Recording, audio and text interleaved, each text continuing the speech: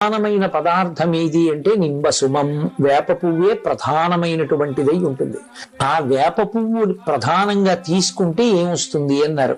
శతాయుర్వజ్రదేహాయ, 100 సంవత్సరములు జీవించగలిగినటువంటి లక్షణం.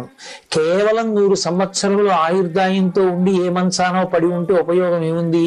కాబట్టి వజ్రదేహాయ, ఆరోగ్యంతో ఉండి తాను ఏ సంకల్పం చేశాడో, ఏ కార్యం చెయ్యాలనుకుంటున్నాడో అటు భగవత్పరమైనటువంటి సమాజ అభ్యుదయము కొరకు చెయ్యాలనుకున్నటువంటి కార్యములను చేయగలిగినటువంటి సమర్థత శరీరమునందు నిలబడి, దాని వలన వజ్రదేహాయ సర్వసంపత్ప్రదాయచ, ఆ వేప పువ్వు సమస్తమైనటువంటి సంపదలను ఇవ్వగలిగినటువంటిదై ఉంటుంది.